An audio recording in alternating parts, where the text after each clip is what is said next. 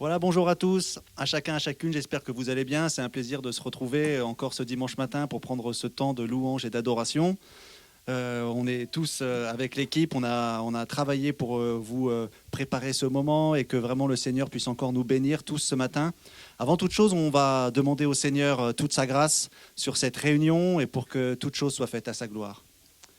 Seigneur Jésus, on veut une nouvelle fois nous placer devant toi, Seigneur. On veut te demander de bénir cette réunion, bénir tous ces instants, Seigneur. Vois tout ce qui a été préparé, Jésus, et que tu puisses vraiment diriger ces moments, Seigneur. Nous voulons nous mettre sous ton Saint-Esprit dès maintenant, Seigneur. Que tu puisses nous guider et que tu puisses vraiment encore nous parler, Seigneur. Nous voulons nous apporter aussi, nous voulons t'apporter, Seigneur, notre reconnaissance de ta présence, Jésus, et te demander encore toute ta grâce, Seigneur. Merci parce que tu vas bénir ce temps de louange, ce temps de prière et aussi ce temps où tu vas nous parler à travers ta parole. Que toute chose soit faite à ta gloire, Jésus. Amen.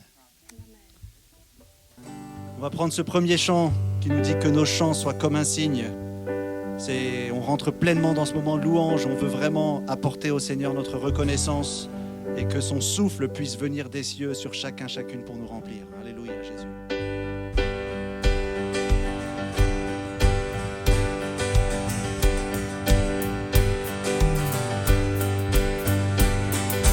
Que nos chants soient comme un signe, nos louanges un accueil. Nous sommes là pour toi. Nous sommes là pour toi. Que ton souffle vienne des cieux, nous remplir de ta vie. Nous sommes là pour toi. Nous sommes là pour toi. Nos cœurs sont ouverts au tien, nous ne te cachons rien. Nous avons soif de toi, car tu es le Dieu saint, tout autre Dieu est vain. Oh, que ton feu descend, que nos cris soient comme un hymne, que ton nom retentisse. Nous sommes là pour toi. Nous sommes là pour toi.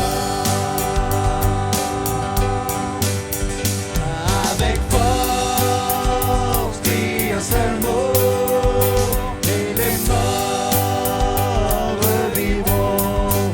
Nous sommes là pour toi. Nous sommes là pour toi. Nos cœurs sont ouverts au tien, nous ne te cachons rien. Nous avons soif de toi, car tu es le Dieu saint, tout autre Dieu est vain. Oh, que ton feu descend. Seigneur, nous t'accueillons, Seigneur, nous t'accueillons. Ô roi et Dieu d'amour, tu es le bienvenu. Seigneur, nous t'accueillons, Seigneur, nous t'accueillons. Ô roi et Dieu d'amour, tu es le bienvenu. Que notre cœur t'adore et toute âme s'éveille. Ô roi et Dieu d'amour, tu es le bienvenu. Que notre cœur t'adore et toute âme s'éveille. Ô roi et Dieu d'amour, tu es le bienvenu. Que nos chants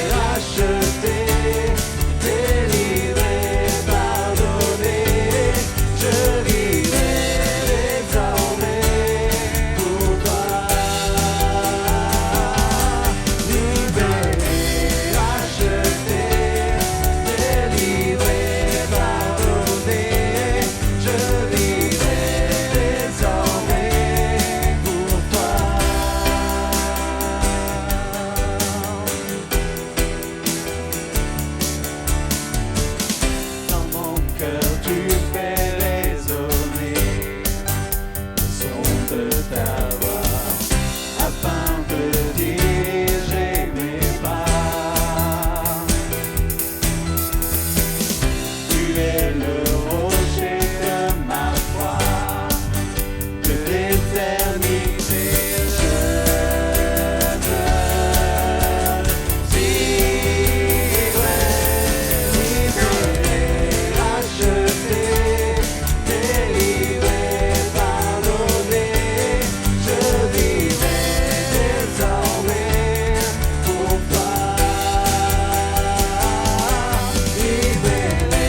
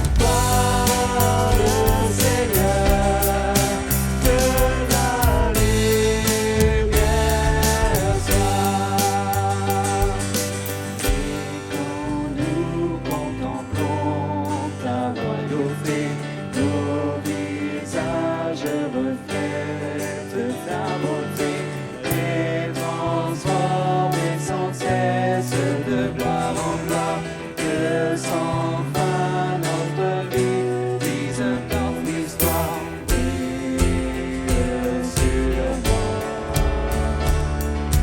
brille sur moi. Brille, oh Jésus, couvre ce pays de ta gloire, brûle l'Esprit Saint, embrase nos cœurs, coule en torrent de ta grâce, remplis les nations par le Seigneur, que la lumière soit. Prie au Jésus, couvre ce pays de ta gloire, brûle l'Esprit Saint, embrase nos cœurs, coule en torrent de ta grâce, remplis les nations par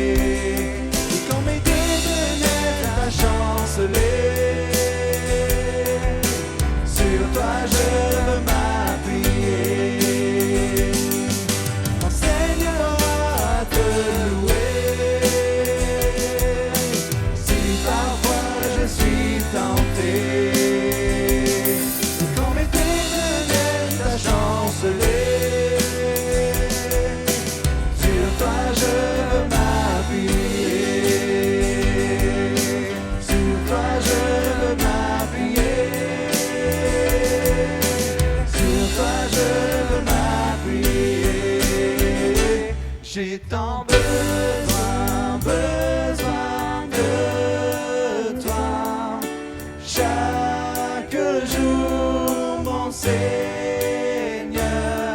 mon protecteur, mon rédempteur. Oh, j'ai besoin de toi. J'ai tant besoin, besoin de toi. Chaque jour, mon Seigneur, mon protecteur, mon rédempteur. Oh, j'ai besoin de toi. Alléluia, j'ai tant besoin de toi, mon Jésus. Tant besoin de toi dans ma vie, Seigneur. Alléluia, Jésus.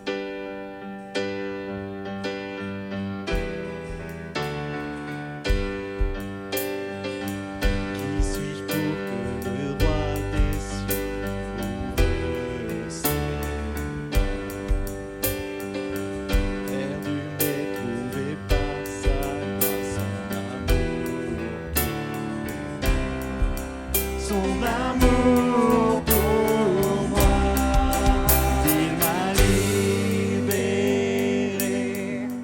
ma dette est payée. Je suis enfant de Dieu, je suis à lui. Il m'a racheté à la croix grâce à son âme. J'étais esclave du péché, mais il m'a sauvé. Jésus m'a sauvé, il m'a libéré, ma dette est payée. Je suis enfant de Dieu, je suis à lui. Et dans sa maison, j'ai trouvé ma place. Je suis enfant de Dieu, je suis à lui. Je suis choisi et affranchi. En toi, je sais qui je suis. Tu es pour moi, pas contre moi. En toi, je sais qui je suis. Je suis choisi et affranchi. En toi, je sais qui je suis. Tu es pour moi, pas contre moi. En toi, je sais qui je suis. Oui, en toi, je sais qui je suis. Il m'a libéré, ma dette est payée. Je suis enfant de Dieu, je suis à lui. Et dans sa maison, j'ai trouvé ma place. Je suis enfant de Dieu, je suis à lui.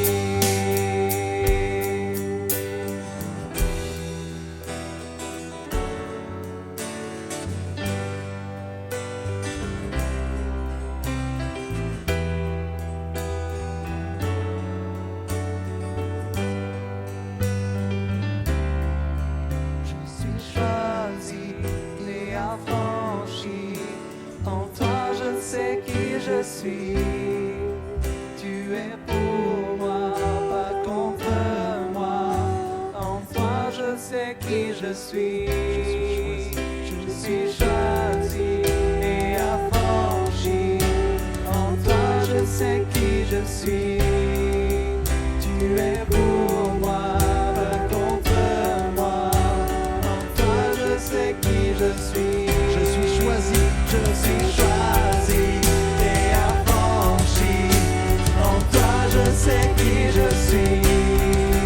Tu es pour moi, pas contre moi. En toi, je sais qui je suis. Je suis choisi et affranchi.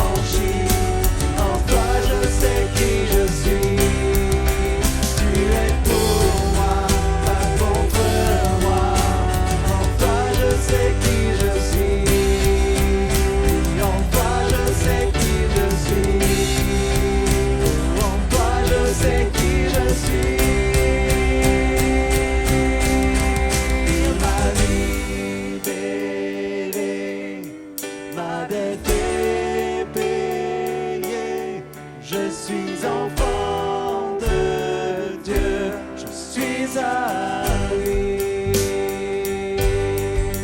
Et dans sa maison, j'ai trouvé ma place. Je suis enfant de Dieu, je suis à lui. Et dans sa maison, et dans sa maison, j'ai trouvé ma place.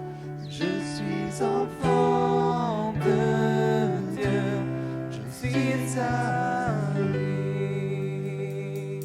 Merci Jésus de ce que tu as une place pour chacun. Alléluia Seigneur. Que ton nom soit béni Jésus.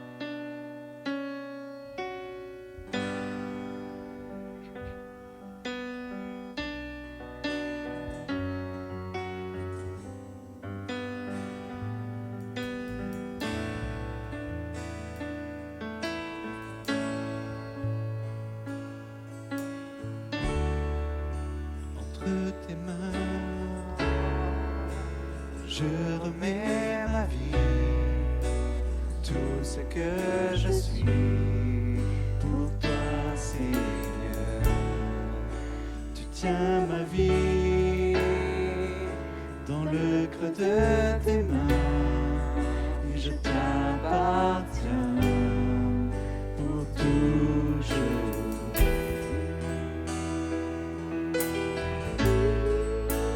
Jésus, oui, je crois en toi.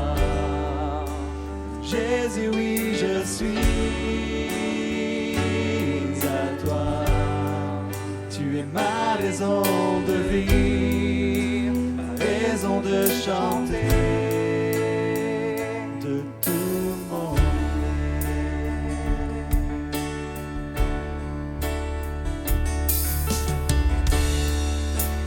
marcherai là où tu iras, dans la peine, dans la joie, j'ai foi en toi. Et je vivrai dans toutes tes voies et tes promesses à jamais.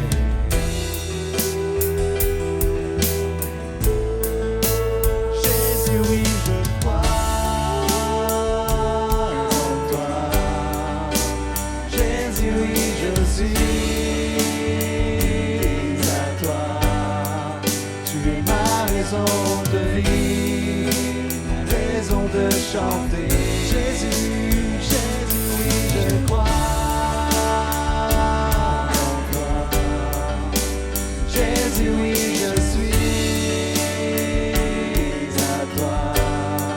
Tu es ma raison de vivre, ma raison de chanter, de tout mon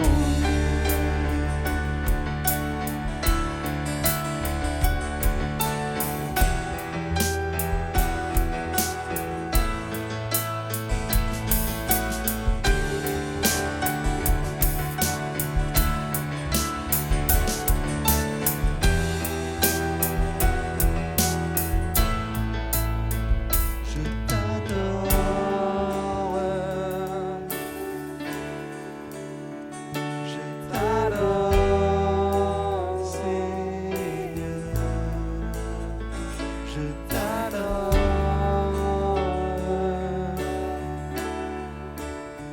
je t'adore, Seigneur, je t'adore.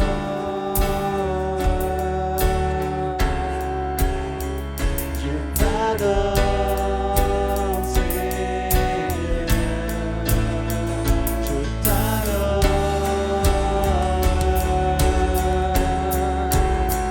Je t'adore, Seigneur.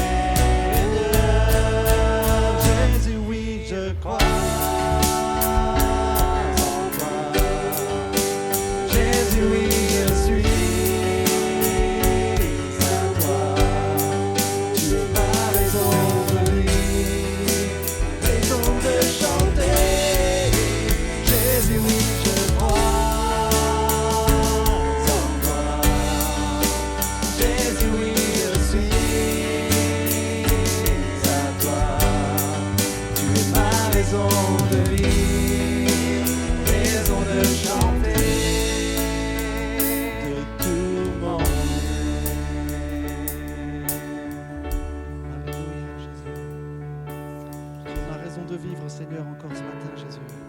Et c'est parce que tu es monté sur cette croix pour moi, Jésus, parce que tu as regardé à ma condition de péché, tu as regardé à cette perdition qui était certaine, Jésus, que tu m'as donné ta vie, Seigneur. Tu es monté sur cette croix, tu as souffert pour moi, tu as empiré, tu as subi le pire, Jésus, Seigneur, et tu m'as aimé comme jamais, comme personne ne pouvait m'aimer, Seigneur.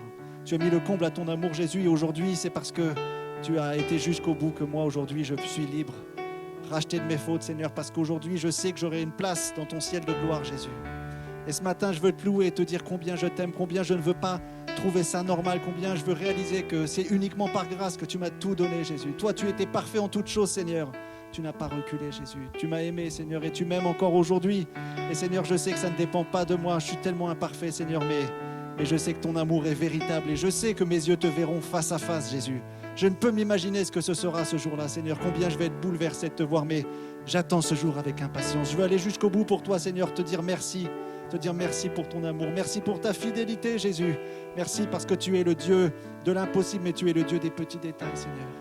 Tu m'aimes dans tous ces petits détails, Jésus. Je vois ta main dans ma vie, Seigneur, au quotidien. Alors Jésus, reçois l'adoration de mon cœur. Que ton nom soit adoré, Seigneur. Merci pour ta présence, Seigneur. Ce matin, Seigneur, je veux élever ma voix, Seigneur. Je veux élever ma voix pour toi, Seigneur Jésus. Merci, mon Dieu, parce que je peux t'adorer librement ce matin, Seigneur. Et que nous puissions tous élever notre voix, Seigneur, pour toi, Seigneur. Toi qui as tout donné pour nous, c'est vrai, Jésus. Merci, Seigneur, parce que je vis en toi ce matin, Seigneur. Merci, Seigneur, pour la grâce que nous avons de t'appartenir, Seigneur. Que toute la gloire te soit rendue ce matin. Amen. Seigneur Jésus, tu es ma raison de vivre, Seigneur. Si je suis ici aujourd'hui, Seigneur, c'est parce que je veux te louer, Seigneur. Je veux te donner entièrement ma vie, Seigneur mon Dieu. C'est toi qui tiens les rênes de ma vie, Seigneur Jésus. Alors, viens bénir ces moments, Seigneur Jésus. Merci parce que tu es un Dieu d'amour, tu es un Dieu puissant, Seigneur mon Dieu. Le temps des miracles n'est pas passé, Seigneur mon Dieu, mais tu agis encore aujourd'hui dans chacune de nos vies, Seigneur. Tu peux descendre dans chacune de nos maisons, Seigneur, et tu peux venir encore toucher, guérir, restaurer, Seigneur Jésus. Merci parce que tu es un Dieu d'amour, tu nous aimes, Seigneur mon Dieu. Et merci, Seigneur, parce que tu as tout donné pour nous, Seigneur. Nous voulons vivre pour toi, Seigneur Jésus. Nous voulons avoir les yeux fixés sur toi. Nous voulons te laisser toute la place dans nos vies, Seigneur Jésus. Tu es notre raison de vivre, Seigneur. Seigneur, merci. Merci pour ces moments qu'on peut passer dans ta présence. Merci parce que tu es chaque jour à nos côtés, Seigneur. Tu es là, Seigneur, et tu nous guides, tu nous aides, Seigneur. On est loin d'être parfait, mais tu restes avec nous et tu es là, Seigneur. Merci, mon Dieu. Amen. Louez-le, vous qui êtes chez vous. Ce temps est pour vous. Prenez votre part à la louange du peuple de Dieu. Alléluia, Seigneur.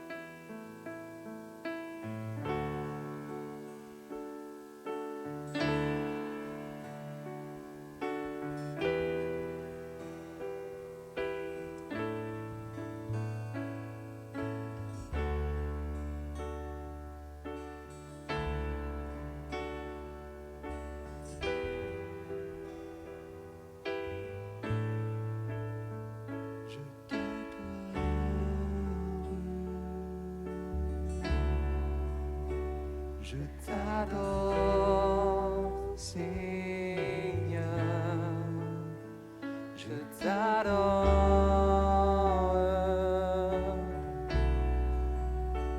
je t'adore, Seigneur, je t'adore.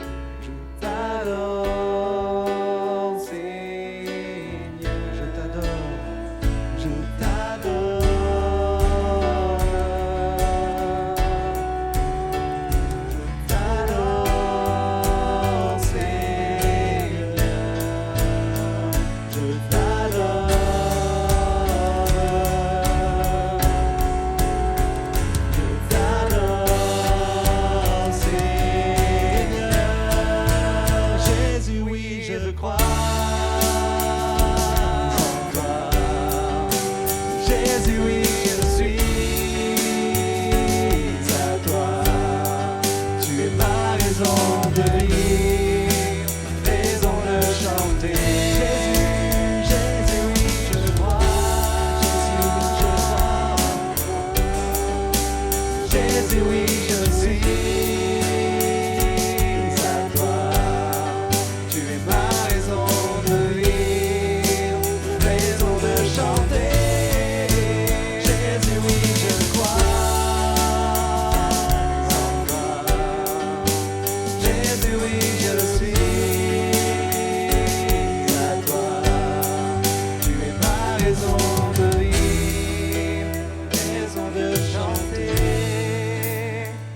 de tout mon être.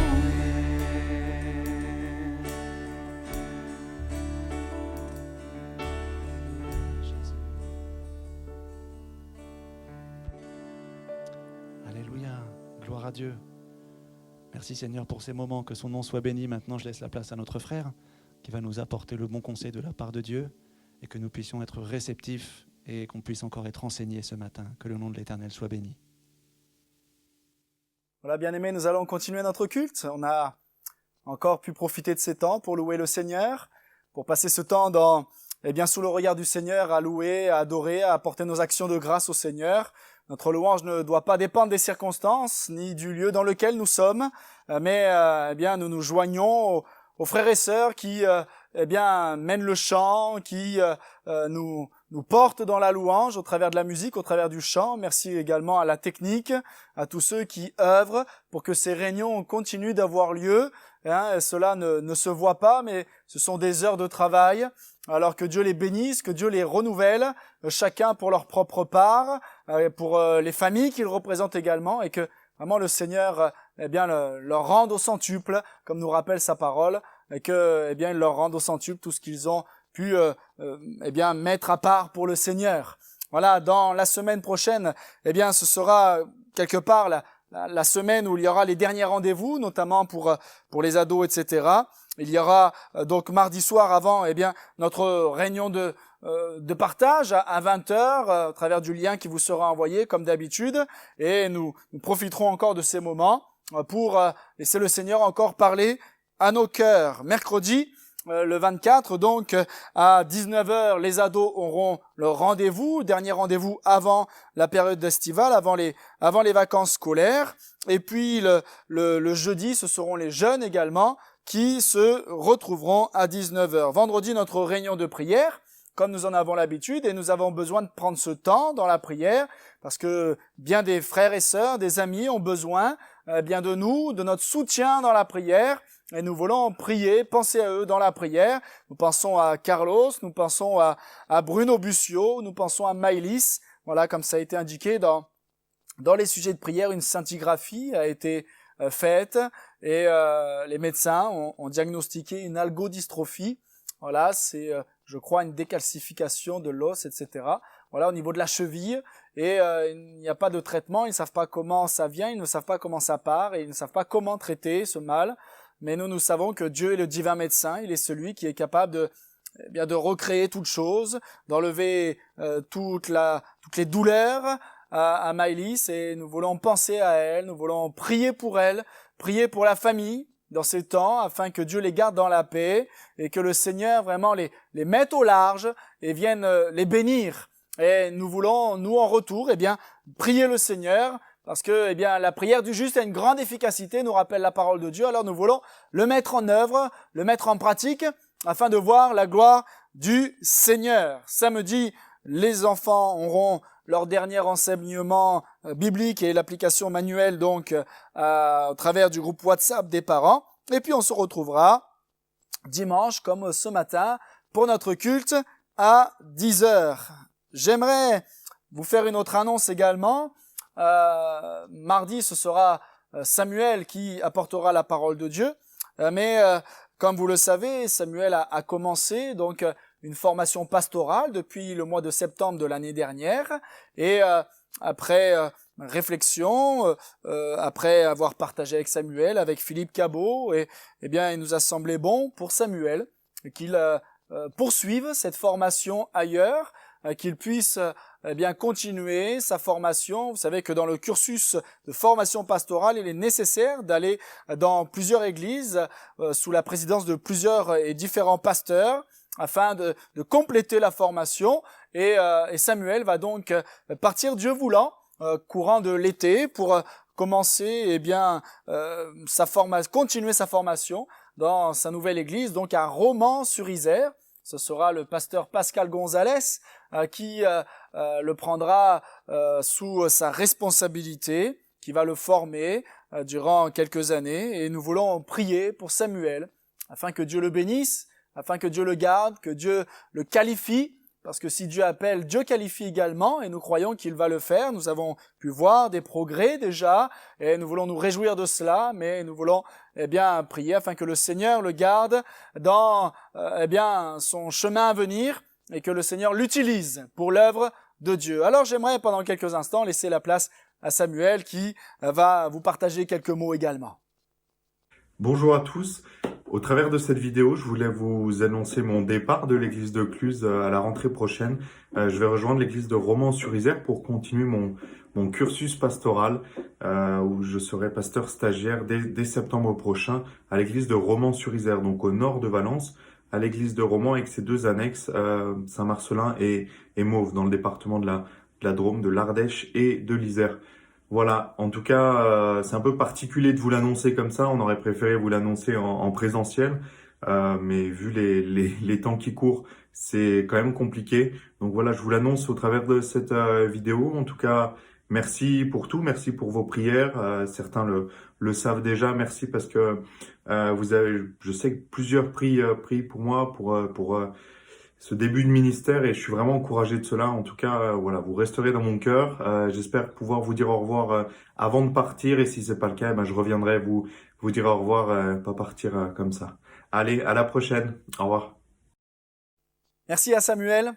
Voilà, nous gardons notre jeune frère dans la prière, et que cela aussi, vienne créer un désir de servir le Seigneur chez d'autres également, et que dans nos jeunes, dans nos adolescents, que le Seigneur vienne trouver des cœurs favorables, réceptifs à l'appel du Seigneur pour le service, pour le ministère, dans ce que Dieu aura prévu. Et nous prions afin que d'autres se lèvent pour le service de Dieu, et que l'Église puisse prier pour cela et être une Église formatrice et qui va lancer des ouvriers dans la moisson. J'aimerais partager la parole de Dieu avec vous, et j'aimerais, comme nous l'avions déjà fait il y a 2 dimanches, vous montrer une image. Voilà, une image va apparaître là sur votre écran, et vous pouvez voir que, cela peut peut-être rappeler des choses que vous avez expérimentées vous-même. Quand j'ai vu cette image, cela m'a rappelé, un petit peu certaines ressemblances dans certaines photos que je peux avoir avec mes enfants lorsque ils sont nés, et on peut voir chez cet homme qui a contre lui son enfant, on peut imaginer dans son cœur, on peut voir un homme plein de satisfaction.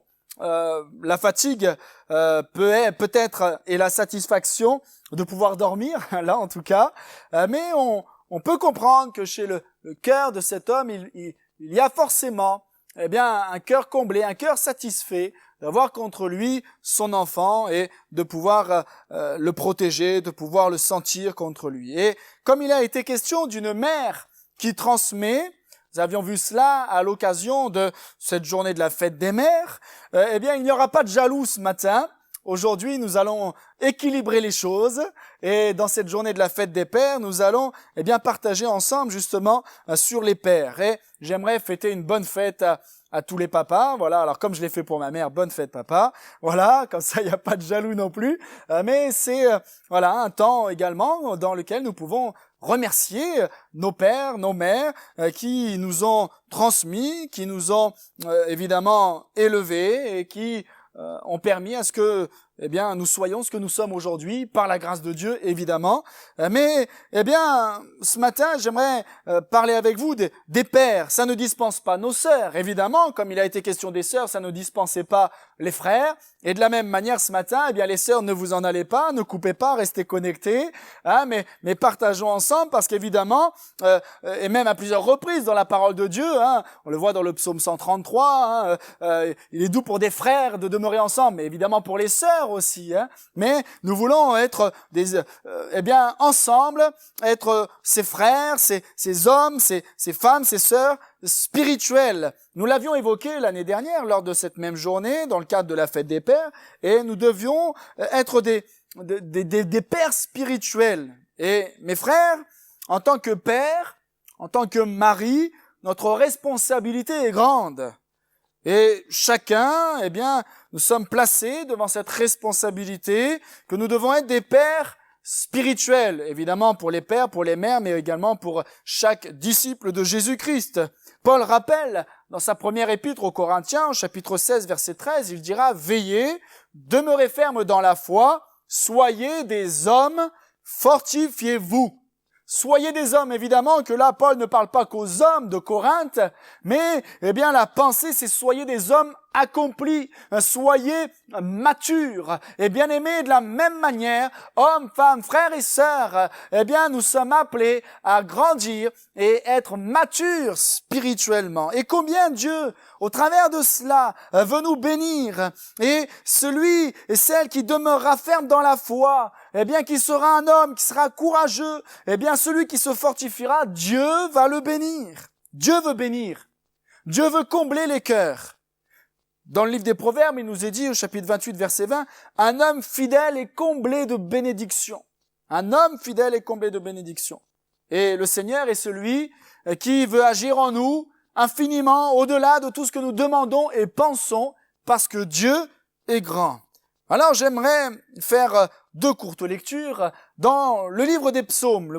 Première lecture dans le psaume 37, nous lirons les versets 18 et 19, et puis nous lirons le verset 16 du psaume 91.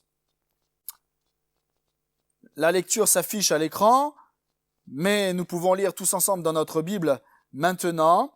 Psaume 37, verset 18. « L'Éternel connaît les jours des hommes intègres, et leur héritage dure à jamais. Ils ne sont pas confondus au temps du malheur, et ils sont rassasiés au jour de la famine. Amen. » Et puis le verset 16 du psaume 91, il nous est dit « Je le rassasierai de longs jours, et je lui ferai voir mon salut.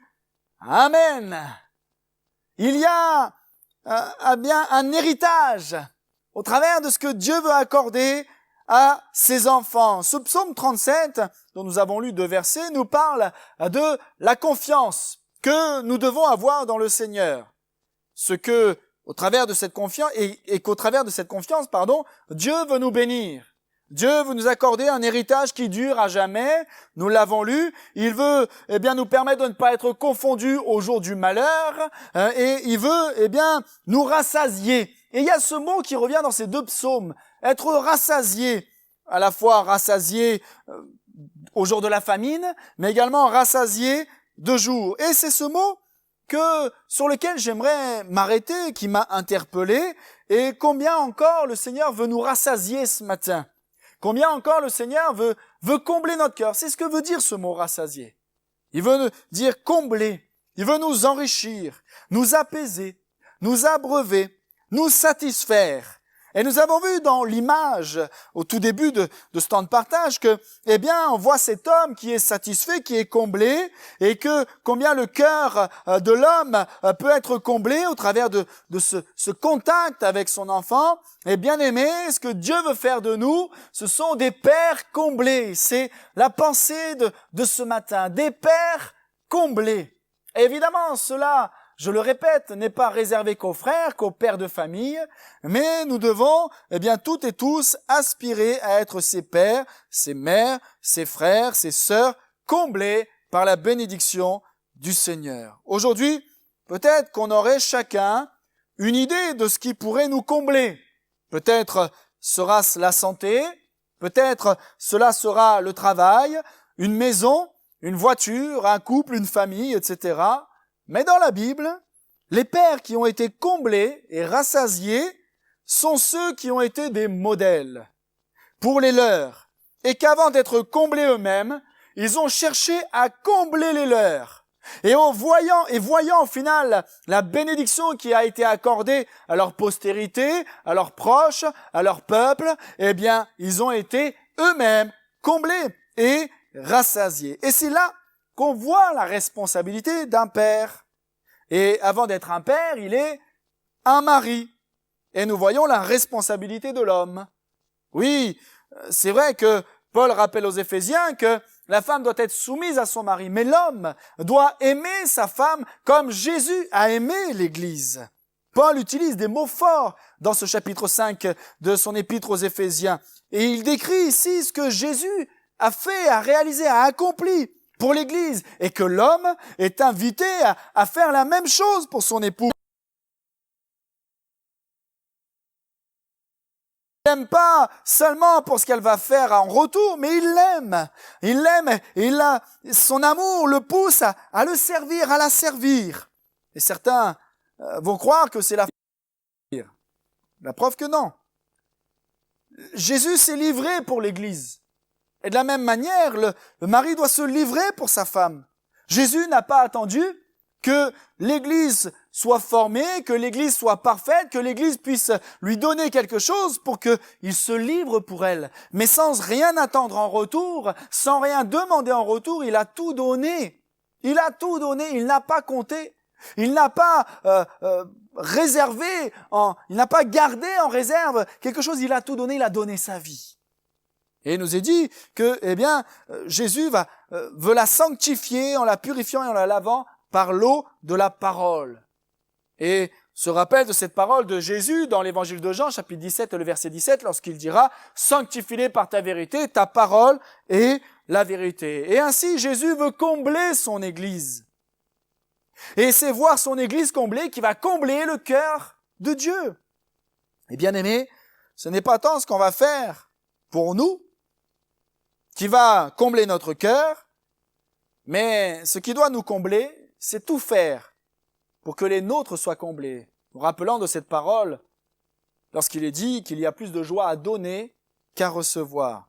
Un cœur comblé ne passe pas par notre amour-propre satisfait.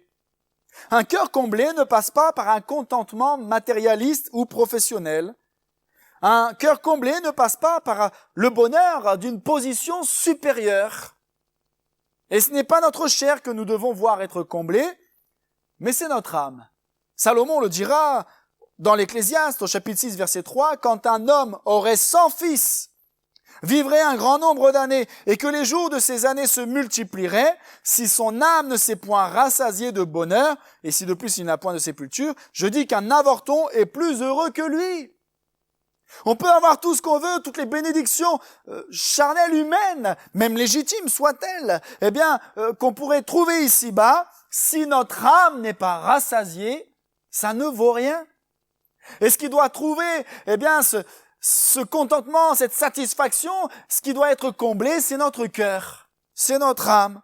Et la parole nous rappelle que, ce qui pourra nous combler, c'est la parole de Dieu, notamment lorsque, il est dit, Moïse le dit dans le livre du Deutéronome, chapitre 6, les versets 1 et 2, « Voici les commandements, les lois, les ordonnances que l'Éternel votre Dieu a commandé de vous enseigner, afin que vous les mettiez en pratique dans le pays dont vous allez prendre possession, afin que tu craignes l'Éternel, ton Dieu, en observant tous les jours de ta vie, toi, ton fils et le fils de ton fils, toutes ces lois et tous ces commandements que je prescris, afin que tes jours soient prolongés. » Afin que tes jours soient prolongés. Et dans cette pensée, on retrouve dans la parole de Dieu plusieurs hommes dont ils nous ont dit qu'ils vont être rassasiés de jours. Il nous est dit qu'ils vont être rassasiés de jours. Leurs jours ont été prolongés. Et ils vont vivre une satisfaction. Leur cœur va être comblé. Et lorsqu'il est dit que, ils vont être rassasiés de jours, en fait, leur cœur va être parfaitement comblé. Et on va s'arrêter sur ces exemples-là ce matin.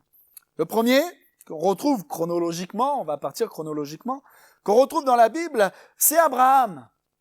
Il y avait déjà été question d'Abraham l'année dernière concernant la fête des pères, mais il nous est dit d'Abraham dans le livre de la Genèse, chapitre 25 et le verset 8, qu'Abraham expira et mourut après une heureuse vieillesse, âgé et rassasié de jours, et il fut recueilli auprès de son peuple.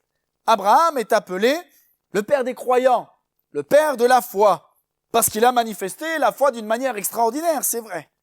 Alors, on pourrait dire que d'autres ont déjà manifesté la foi avant Abraham. Mais dans les récits bibliques, Abraham est le premier qui manifeste la foi dans cette humanité post-diluvienne, dans toute cette génération qui a suivi, toutes ces générations qui ont suivi le déluge. Alors oui, il y avait Noé, mais Noé a connu l'avant-déluge. Il est à cheval sur ces périodes-là. Mais le premier qui n'a pas connu le déluge et dont il nous est dit qu'il va manifester la foi, c'est Abraham. Et c'est donc des siècles après ce déluge que Dieu va parler. Et Dieu va parler à Abraham. Dieu va parler à Abraham, et Abraham ne le connaît pas. Et pourtant, sans le connaître, Abraham va placer sa foi en l'Éternel. Et toute sa vie, eh bien, il va marcher dans les voies de Dieu, et Dieu va le bénir. Et Dieu va passer une alliance avec Abraham. Il va lui répéter à plusieurs reprises sa promesse que de lui sortirait une grande nation, alors que sa femme Sarah était stérile. Eh bien, Dieu fait une promesse, eh bien, que de lui, d'Abraham et de Sarah sortira une multitude. Et c'est en cela que Dieu va changer son nom Abraham en Abraham. Abraham qui veut dire père d'une grande multitude. Et nous devons voir en Abraham, eh bien, ce père qui a amené la foi et qui a permis à ce que la foi soit transmise également. Nous l'avions vu avec les mères qui doivent transmettre, mais nous le voyons également ici avec le Père. Et nous devons être de ceux qui communiquons la foi à ceux qui nous suivent, ceux qui nous succèdent, et que eux-mêmes puissent marcher dans les voies de Dieu, afin qu'ils puissent vivre les bénédictions que Dieu a en réserve pour eux. Bien-aimés, sois ce Père dans la foi. Sois ce père dans la foi pour les tiens. Abraham a été ce père de la foi. Rappelez-vous, dans l'évangile de Luc, au chapitre 19, à partir du verset 1er, il nous est rapporté, eh bien, l'expérience que Zachée va faire avec Jésus. Et nous voyons que lorsque Zachée accueille Jésus dans sa maison, il nous est dit que, et Jésus le dira au verset 9 du chapitre 19 de l'évangile de Luc, le salut est entré aujourd'hui dans cette maison parce que celui-ci, parlant de Zachée, est aussi un fils d'Abraham. Il est appelé fils d'Abraham parce qu'il a eu la foi, parce que la foi est née dans son cœur et parce qu'il a décidé de placer sa vie entre les mains du Seigneur. Et par Zachée, la foi, le salut a atteint sa famille. Le salut est entré dans sa maison. Et bien aimé, ta foi peut faire la différence dans ta maison. Ta foi peut faire la différence auprès des tiens. Le salut que tu as expérimenté peut faire la différence dans ton foyer si nous l'exprimons. Si nous l'exprimons ouvertement. Et nous devons le vivre. Nous devons vivre notre foi et la communiquer. Nous devons marcher par la foi et que ce soit vu afin que nos enfants, mais également que nos proches, que ceux qui nous entourent puissent eux-mêmes l'expérimenter. Rappelez-vous de ce geôlier dans la prison de Philippe, cette ville de Philippe, alors que Paul et Silas sont emprisonnés. Eh bien là, il nous est dit qu'au milieu de la nuit, Paul et Silas priaient et chantaient les louanges de Dieu. Et là, alors qu'ils priaient, qu'ils chantaient, les prisonniers les entendaient, mais ce geôlier dormait. Et là, au milieu de la nuit, il va se faire comme un grand tremblement de terre, si fort, et Dieu va manifester sa puissance à un tel point que les fondements de la prison vont en être ébranlés et que les portes des cellules de la prison vont s'ouvrir. Les liens des prisonniers vont se rompre, et là, le geôlier va se réveiller. Et voyant les portes ouvertes, il va forcément penser, ce réflexe, que tous les prisonniers s'étaient enfuis. Et par peur d'humiliation, par peur de condamnation de ses supérieurs, eh bien, il va vouloir se tuer parce que il ne voulait pas, être humilié et vivre une mort, qui serait pire. Et là, Paul, va crier, ne te fais pas de mal, nous sommes tous ici. Nous sommes tous ici. Et cet homme va être touché. Il va demander à ce que la lumière lui soit donnée pour voir. Et là, il va être touché par, la foi que vont manifester ces hommes. Et il va poser cette question à Paul. Il va dire, mais que dois-je faire pour être sauvé? Que dois-je faire pour être sauvé? Eh bien aimé, au travers de notre foi, cela doit amener à ce qu'autour de nous, certains et d'autres puissent également se poser cette question. Que dois-je faire pour être sauvé? Et Paul dira, eh bien, crois au Seigneur Jésus et tu seras sauvé, toi et ta famille. Cette parole de Paul n'est pas une vérité biblique dans le sens où c'est pas parce que l'un se convertit dans une famille que toute la famille sera convertie, que toute la famille sera automatiquement sauvée. Le salut reste une expérience personnelle. La foi est un engagement personnel et personne n'est sauvé au travers de la foi d'un tiers, mais c'est notre foi personnelle qui nous permet d'accéder au salut, qui nous permet d'accéder à la vie éternelle. Et bien aimés, faisons attention de ne pas faire de certaines paroles enlevées d'un contexte, eh bien comme une vérité biblique. Dieu peut donner une parole, mais là ici Paul donne non pas une vérité biblique, mais une parole de foi. Une parole de foi, un don spirituel que le geôlier est appelé à saisir. Et il va saisir cette parole de foi, il va avoir foi dans cette parole, et là, et en effet, eh bien sa famille dans sa famille, ils vont tous être baptisés. Ils vont tous s'engager, ils vont tous avoir la foi parce que la foi est venue du Père. Et bien aimés, nous avons une responsabilité. Père, mari, mais également responsable de famille, responsable vis-à-vis de Dieu. Pour ceux qui sont loin du Seigneur, eh bien, nous avons une responsabilité et nous devons être des pères de la foi, des pères dans la foi, des hommes et des femmes de foi, bien-aimés. Soyons ces hommes de foi pour les nôtres. Et puis, Abraham va mettre au monde un fils, le fils de la promesse, notamment appelé Isaac. Et on retrouve pour Isaac, pratiquement mot pour mot, ce qui a été dit pour Abraham. Lorsqu'on lit dans le livre de la Genèse, chapitre 39, verset 25, Isaac expira et mourut, et il fut recueilli auprès de son peuple, âgé et rassasié de jours. Il a été comblé également. Si Abraham est cet homme de foi, et si la foi a comblé son cœur, Isaac est considéré comme un homme de paix. Et ce qui comblera notre cœur également, c'est d'être dans la paix, de cultiver la paix, de rechercher la paix. Dans le psaume 37, que nous avons lu quelques versets tout à l'heure, mais le verset 37, il nous est dit « Observe celui qui est intègre et regarde celui qui est droit, car il y a une postérité pour l'homme de paix. » Il y a une postérité, il y a une bénédiction, il y a, eh bien, un fruit qui veut germer, qui veut sortir pour l'homme de paix, pour la femme de paix. Et bien aimés, soyons des hommes et des femmes de paix. Dieu bénit celui qui cultive la paix. Dieu bénit l'Église qui est en paix. Comme il nous est dit pour l'Église primitive dans le livre des Actes des Apôtres, chapitre 9 et le verset 31, que l'Église était en paix.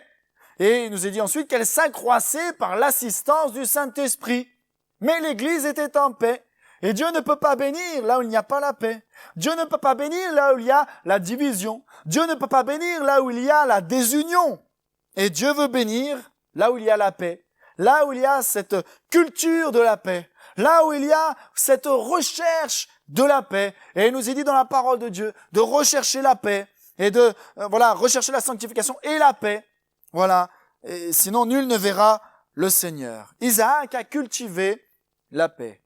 On parle peu, et les récits bibliques nous parlent dans une moindre mesure de la vie d'Isaac en comparaison d'Abraham, en comparaison de Jacob, en comparaison de Moïse ou même de Joseph et d'autres encore.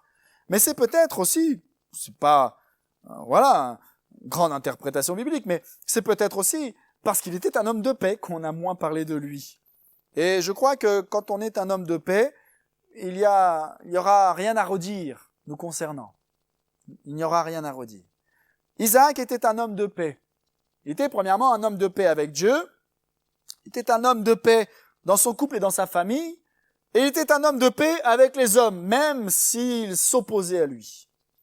Il était d'abord un homme de paix avec Dieu. Lorsqu'on lit notamment dans le livre de la Genèse et le chapitre 26, il nous est parlé de ce moment où il va y avoir une famine dans le pays dans lequel Isaac vivait. Et là, eh bien, il va vouloir aller en Égypte. Il va passer par le pays de Guérar, qui est le pays des Philistins. Et alors que Isaac va projeter de descendre en Égypte, eh bien, Dieu va lui parler et Dieu va lui dire, eh bien, de séjourner dans ce pays. Séjourne dans ce pays, je serai avec toi et je te bénirai, car je donnerai toutes ces contrées à toi et à ta postérité, et je tiendrai le serment que j'ai fait à Abraham, ton père, je multiplierai ta postérité, etc. Et là, il y a une promesse. Reste là. Ne pars pas dans tes voies, dans tes projets, mais reste dans mon plan, reste dans mes voies, et reste dans ce pays de Guérar, reste dans ce pays des Philistins. Et là, il nous est dit au verset 6 que Isaac resta à Guérar. Isaac se soumet à la parole de Dieu. Isaac préfère, obéir à la parole de Dieu, et il se soumet, il s'attache à ce que Dieu a prévu pour lui. Il reste en paix avec Dieu. Et on peut voir dans la parole de Dieu que tous ceux qui n'ont pas obéi à la parole de Dieu n'ont pas été en paix avec Dieu. Mais Dieu veut rétablir ce lien de la paix. Il nous est dit dans Proverbe 3 et les versets 1 et 2, « Mon fils, n'oublie pas mes enseignements et que ton cœur garde mes préceptes, car ils prolongeront les jours et les années de ta vie et ils augmenteront ta paix. » Respecter la parole nous amène à vivre dans la paix, nous permet de voir la paix de Dieu augmenter dans nos cœurs. Isaac était en paix avec Dieu. Et alors que Isaac, nous est dit qu'il va prolonger son séjour là à Guérar, il nous est dit au verset 8 que, voyant tout cela, il y avait Isaac qui plaisantait avec Rebecca, sa femme. Isaac était en paix avec Dieu, mais il était en paix également dans son couple. Et il était donc en paix dans sa famille. Il y avait une famine dans le pays. Isaac vit tout cela dans un pays étranger et malgré tout, malgré les épreuves, le couple reste en paix. Malgré les épreuves, la famille reste en paix parce que Isaac est cet homme de paix. Un homme comblé est un homme qui cherche la paix également dans son couple, bien-aimé. Et ça ne doit pas venir que d'un seul. Mais c'est une recherche qui doit se faire des deux, d'une seule chair. J'aime l'exemple d'Aquilas et Priscille. Quand il nous est parlé dans toute l'église primitive, etc. Et on voit cette expression Aquilas et Priscille, ou Priscille et Aquilas, apparaître 6 fois dans la parole de Dieu. 3 fois dans le livre des Actes, 1 fois dans le livre de l'épître aux Romains, 1 fois dans l'épître aux Corinthiens, 1 fois dans une épître à Timothée. Mais 6 fois, il est parlé de Priscille et Aquilas, ou d'Aquilas et Priscille. Et au final, il n'y en a pas un qui est plus important que l'autre. 3 fois, c'est dit Priscille et Aquilas, et 3 fois, c'est dit Aquilas et Priscille. Comme quoi, il y a un équilibre parfait. Il n'y en a pas un qui est supérieur à l'autre, mais c'est un couple, qui est équilibré. Et un couple équilibré est un couple qui va être en paix. Et Isaac était en paix dans son couple, dans sa famille, et Dieu va les bénir. Dieu va les bénir. Là, à Guérar, malgré la famine, malgré le fait qu'il soit dans un pays étranger, Dieu va les bénir. Dans le livre de la Genèse, chapitre 26, le verset 12, il est écrit « Isaac sema dans ce pays, et il recueillit cette année le centuple, car l'Éternel le bénit. » Car l'Éternel le bénit. Isaac va devenir riche, plus riche que tous les Philistins. Il va être là, au milieu où tout le monde est dans l'échec. Isaac, lui, vit le succès. Pourquoi? Parce qu'il est en paix. Parce qu'il cultive la paix, parce qu'il recherche la paix, parce qu'il était un homme de paix. Et parce qu'il était un homme de paix, Dieu va le combler. Dieu va combler son cœur. Et Dieu, de la même manière, veut combler notre cœur, veut combler notre vie, si nous recherchons la paix. Si nous recherchons la paix. Et avant de rechercher la paix avec les hommes ou quoi, peut-être qu'on devrait déjà rechercher la paix à l'intérieur de nos maisons. À l'intérieur de nos maisons. Et que nous puissions être ces artisans de paix. Des artisans de paix, bien-aimés. Et cela n'est pas la responsabilité de l'un plus que l'autre, mais malgré tout, Marie. Pas le prénom Marie, mais époux. C'est de notre responsabilité de rechercher la paix avant toute chose. Parce que le modèle, ça doit être nous avant. Et c'est nous qui devons rechercher la paix. Comme Jésus, est ce prince de la paix, et qui a laissé sa paix aux hommes pour l'Église, de la même manière, nous devons, la rechercher et la répandre dans nos familles. Isaac était en paix avec Dieu. Isaac était en paix dans son couple, dans sa famille. Mais Isaac était en paix également avec les hommes. Il était en paix avec les hommes et il ne cherchait point les querelles. Parce que Isaac s'était enrichi, Abimelech, roi de Guérar, va lui dire, mais va-t'en de chez nous, car tu es beaucoup plus puissant que nous. Tu es beaucoup plus puissant, tu es riche, tu as grandi, tu es devenu riche, etc. Et Isaac va partir. Il va pas s'imposer, mais il va partir. Et là, il va creuser des puits notamment qu'Abraham avait creusé et qui avaient été comblés par les Philistins. Et Isaac va creuser à nouveau ces puits. Et alors qu'il va creuser le premier puits, les bergers de Guérar vont voir que de l'eau va jaillir de ce puits. Alors ils vont quereller les serviteurs d'Isaac. Ils vont quereller, ils vont s'opposer, ils vont encore, être là à faire du mal. Mais, Isaac va les laisser et va laisser le puits au berger de Guérar et lui va partir plus loin. Il nous est dit que Isaac va donner à ce nom, ce puits, ce premier puits, va donner le nom de Ézek, qui veut dire contestation. Et bien aimé, malgré la contestation dont il était l'objet, Isaac va rechercher la paix. Isaac va rechercher la paix. Ou parfois, face à la contestation, nous essayons de crier plus fort, nous essayons de faire valoir notre position, nous essayons de faire entendre notre voix, nous essayons de faire accepter notre point de vue. Mais l'homme de paix, ce n'est pas cela. L'homme de paix, c'est celui qui laisse faire. Rappelez-vous d'Abraham avec Lot, qui lui dit, choisis la direction dans laquelle tu veux aller, et moi j'irai à l'opposé. Abraham est un homme de paix également. Mais Isaac le montre encore ici. Alors Isaac va plus loin. Il va creuser un nouveau puits. Et là, encore une fois, les bergers de Guérar vont venir contester le puits et vouloir s'en emparer. Et Isaac va laisser encore. Et il nous est dit qu'il va appeler ce puits Sitna, qui veut dire haine. Et malgré la haine, qui se lève contre lui, Isaac ne se laisse pas remplir de colère. Isaac ne se laisse pas remplir de colère, mais il va laisser ce puits encore au berger de Guérar, malgré la haine. Rappelez-vous, Jésus le dira, que, de bénir ceux qui vous maudissent, de prier pour vos ennemis.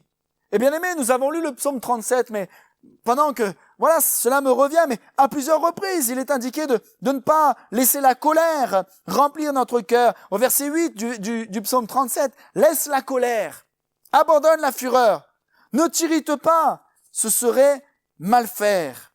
Et puis, c'est dit à plusieurs reprises, de laisser la colère, de ne pas se laisser remplir par la colère. Au verset 1er, ne t'irrite pas contre les méchants, n'envie pas ceux qui font le mal. Et il nous est dit au verset 4, fais de l'Éternel tes délices, et il te donnera ce que ton cœur désire. Peut-être il y a cette parole pour toi ce matin. Fais de l'Éternel tes délices, et il te donnera ce que ton cœur désire. Et pour Isaac, ces délices, c'était pas un puits à ce moment-là, c'était pas une bénédiction d'un moment, mais c'était la bénédiction que Dieu avait prévue pour lui. Et là, pour lui, sa bénédiction, c'était d'être dans la paix de Dieu. Et bien aimé, fais de la paix de Dieu ta bénédiction. Et malgré la contestation et la haine, Isaac va aller plus loin. Il va creuser un autre puits un peu plus loin. Et là, il va pouvoir demeurer à cet endroit-là. Personne ne viendra contester ce puits. Et il va appeler ce puits Rehoboth, qui veut dire élargissement. Et ce lieu était bien plus éloigné, mais Isaac était en paix. Et dans le livre de la Genèse, chapitre 26, le verset 22, je dis que l'Éternel nous a maintenant mis au large et nous prospérons dans le pays. Parfois, le Seigneur nous met au large.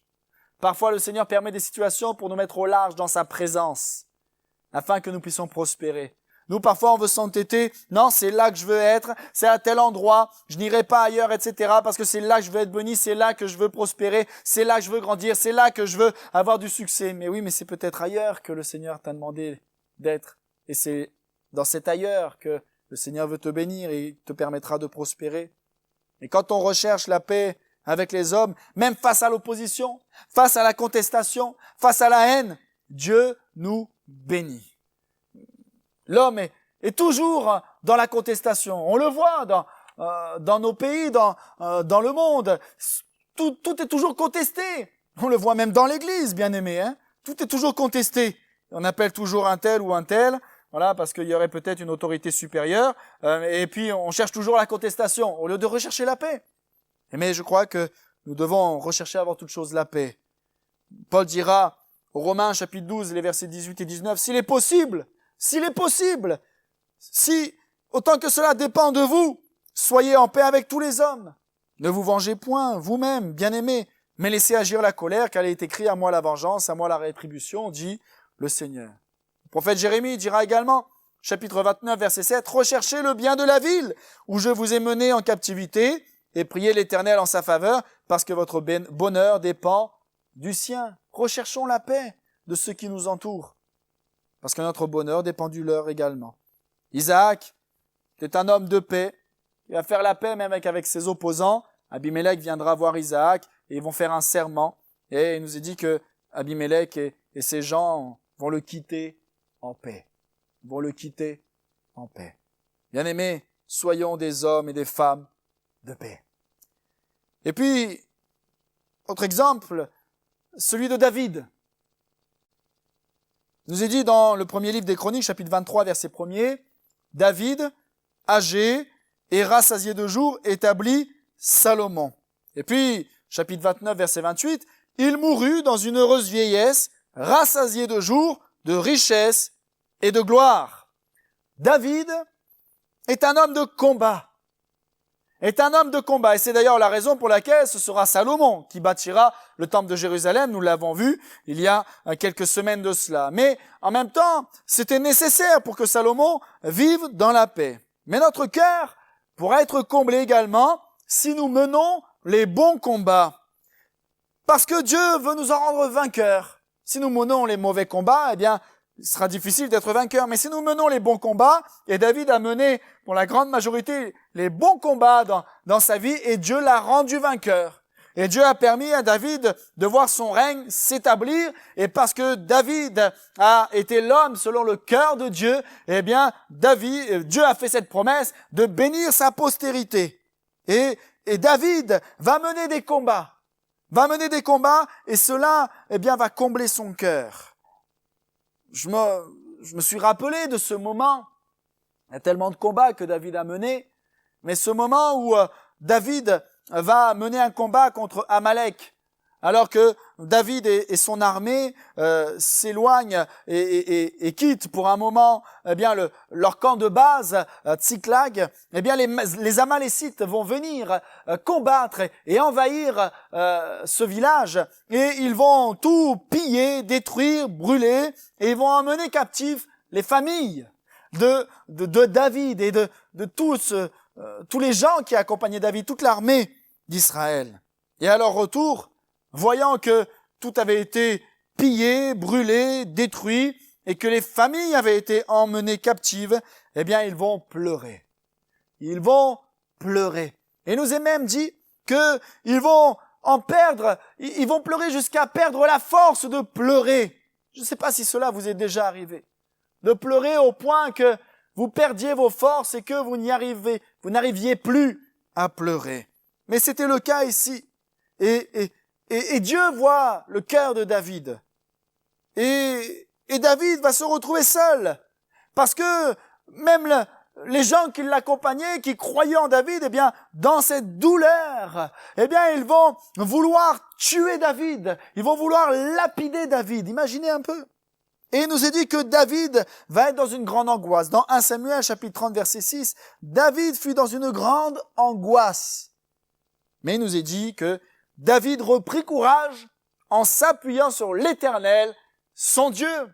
en s'appuyant sur l'Éternel son Dieu. Et il nous est dit ensuite que David va consulter Dieu. Il va prier. Et avant d'aller mener un combat, David a prié. Avant d'aller mener un des combats les plus importants pour son cœur, pour récupérer sa famille, eh bien, avant d'aller au combat, il va prier. Et bien aimé, et si David a été cet homme de combat, il a été également cet homme de prière. Et nos combats, bien aimés, nous devons les mener dans la prière. Nos combats pour nos familles, nos combats pour les nôtres, nos combats peut-être pour un conjoint, pour un enfant, pour un parent, pour un proche, peut-être pour un collègue de travail, peut-être pour un voisin. Mais le combat qui est là, qui touche nos cœurs, qui nous est propre, eh bien, nous devons d'abord le mener dans la prière. Sur qui nous appuyons-nous? David s'est appuyé sur l'Éternel son Dieu. Et Paul nous rappelle, dans son épître aux Éphésiens, chapitre 6, que nous n'avons pas à lutter contre la chair et le sang, mais contre les dominations, contre le prince de ce monde. Nos combats sont avant tout des combats spirituels. Les combats que tu vis actuellement, bien-aimé, sont avant tout des combats spirituels. C'est avant tout un combat spirituel que tu dois mener, que nous devons mener dans la prière. Et c'est dans la prière que Dieu va agir. Rappelez-vous de Corneille, dans le livre des Actes des Apôtres, au chapitre 10. Je vous ai parlé de Corneille, ce centenier. Il priait Dieu continuellement et il maintient sa famille dans la crainte respectueuse de Dieu, dans la prière. Et parce qu'il a su mener ce combat dans la prière pour, le salut pour sa famille, pour la bénédiction de Dieu, il va voir le Seigneur agir. Dieu va entendre sa prière. Dieu va entendre sa prière et il va le bénir. Et là, alors que Pierre vient et prêche dans la maison de Corneille, nous est dit que le Saint-Esprit va remplir le lieu dans lequel ils étaient et ils vont tous être remplis du Saint-Esprit et ensuite ils vont être baptisés d'eau. Bien-aimés, parce que nous prierons, les nôtres pourront être visités par le Saint-Esprit également et s'engager avec le Seigneur. Un homme de combat, mais également un homme de service, comme Jéhojada. Il nous est dit dans le deuxième livre des Chroniques, chapitre 24, verset 15, « Jéhojada mourut, âgé et rassasié de jours. Il avait à sa mort 130 ans. On l'enterra dans la ville de David avec les rois parce qu'il avait fait du bien à Israël. » Jéhojada est un souverain sacrificateur du royaume de Juda. Le roi qui règne à ce moment-là est Joas, mais quand il accède au trône, il n'a que 7 ans. Alors c'est Jéhojada qui va conseiller en tant que souverain sacrificateur et diriger pendant les jeunes années de Joas, le royaume de Juda. Mais sous l'impulsion de Jéhojada, nous voyons dans le deuxième livre des Chroniques et au chapitre 24 notamment, qu'il va y avoir un grand réveil en Israël. Il va y avoir un grand réveil parmi le peuple de Dieu.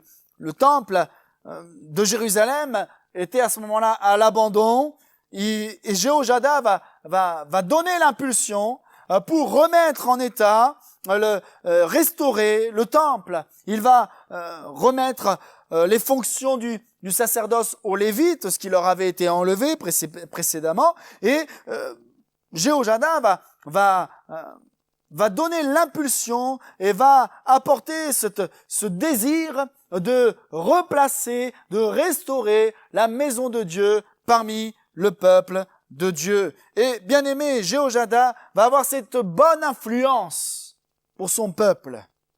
Il nous est dit dans 2 Chroniques chapitre 24 verset 13, ils remirent en état la maison de Dieu et la consolidèrent. Il n'est pas juste seulement question d'une restauration, mais ils l'affermissent, ils la rendent plus forte, ils la consolident.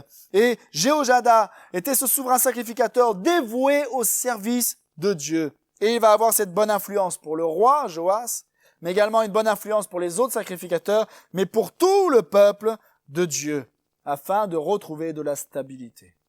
Jéhojada est serviteur de Dieu. Et il va donner envie aux autres de servir également à leur tour. Et bien aimé, à nous de donner envie aux autres de servir le Seigneur. Nous parlions tout à l'heure, que Dieu suscite encore des appels au ministère, mais nous devons donner envie de servir le Seigneur. Il est bon de servir le Seigneur. Nous sommes dans la joie de pouvoir servir le Seigneur. C'est la plus belle des récompenses que de pouvoir être au service du Seigneur. Jéhoiada ne leur dit pas de faire, mais il fait avec eux. Jéhoiada ne cherche pas juste à faire le minimum, mais il veut consolider, rendre plus fort la maison de Dieu. Et notre but n'est pas de servir en faisant juste le strict minimum, mais de tout donner afin d'amener une valeur ajoutée à l'œuvre de Dieu. Quelle influence avons-nous dans le service? Donnons-nous le meilleur pour Dieu afin que l'œuvre de Dieu avance. Donnons-nous le meilleur pour Dieu. Rappelez-vous de Caïn et Abel. Caïn donnera le strict minimum, mais Abel donnera, ce qui avait le plus de valeur parmi son troupeau. Bien-aimés, nous voulons que les nôtres servent le Seigneur. À nous de servir Dieu d'abord. À nous de servir Dieu d'abord et de leur donner goût au service de Dieu. Nous devons être des modèles dans le service pour le Seigneur. Nous devons être des hommes et des femmes engagés dans le service de Dieu.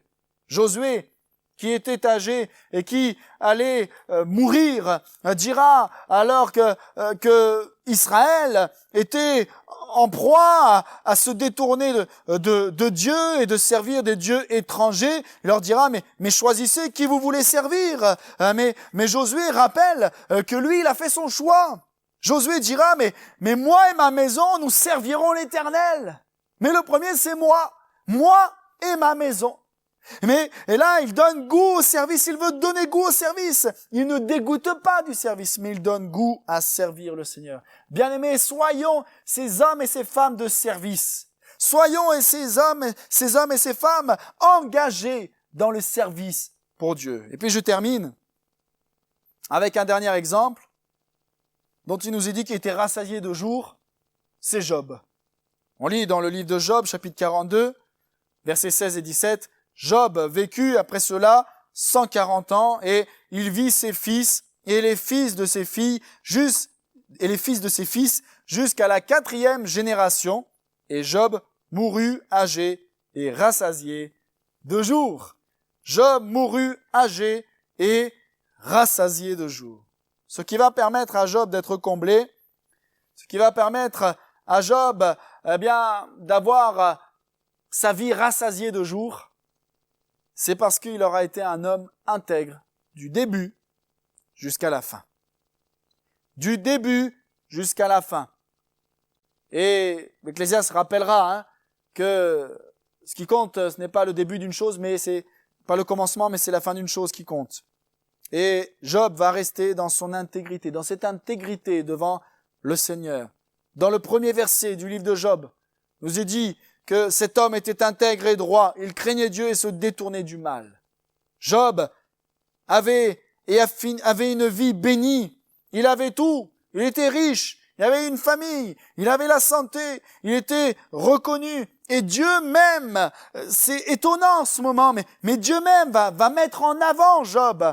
Et là, dans cette discussion très étonnante entre Dieu et Satan, Dieu dit, remarque mon serviteur Job, il est intègre, il est droit, il n'y en a pas d'autre comme lui, etc. Job était incroyable, une vie bénie, il était intègre.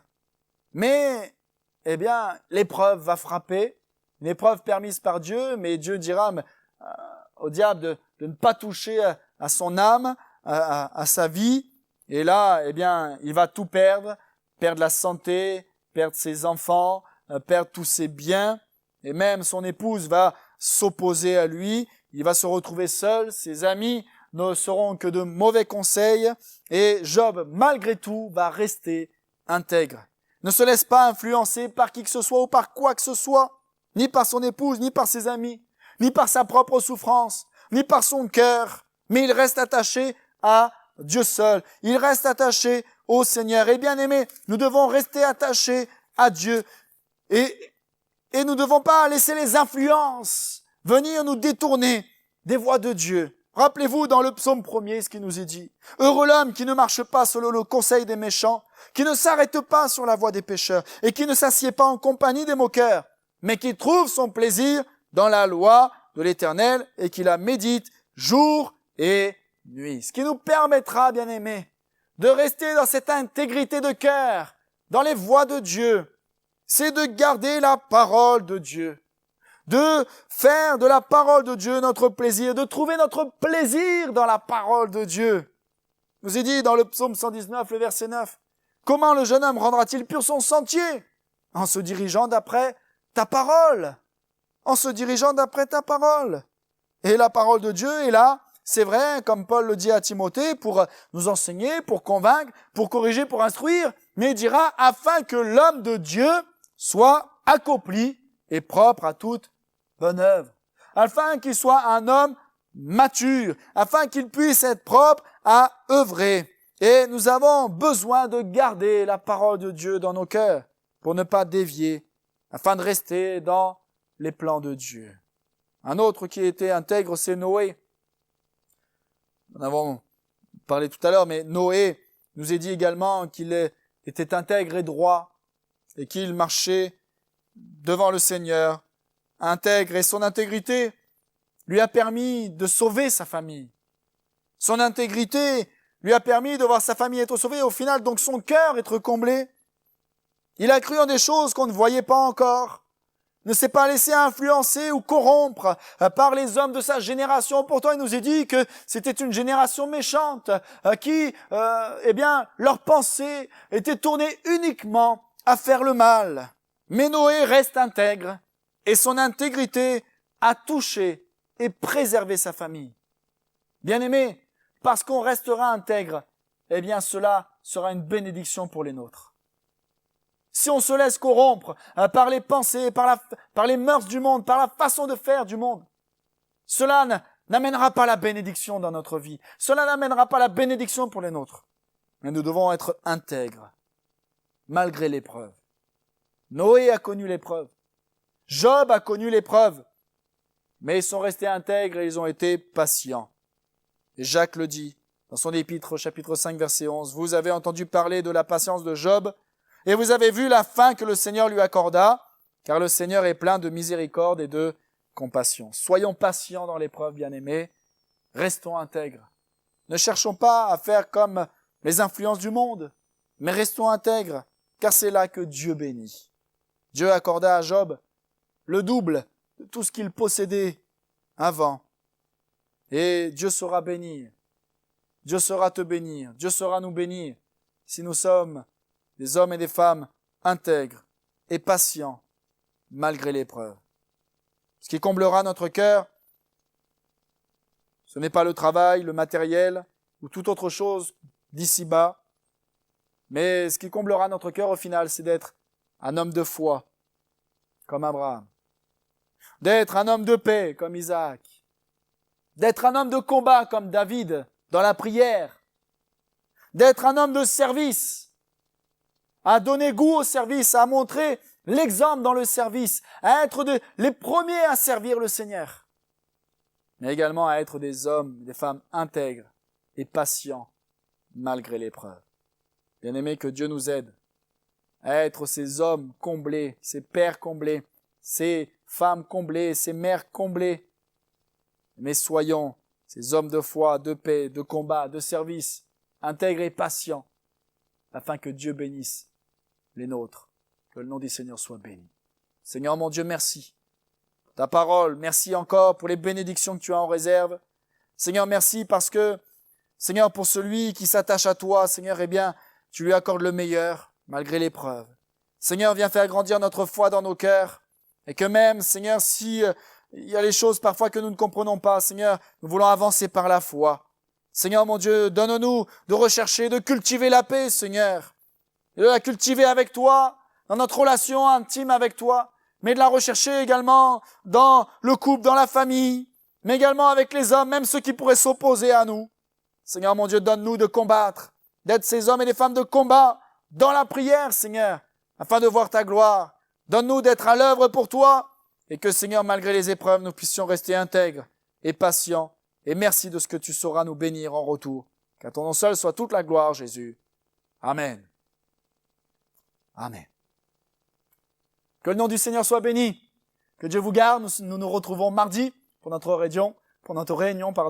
Que Dieu vous bénisse. Au revoir.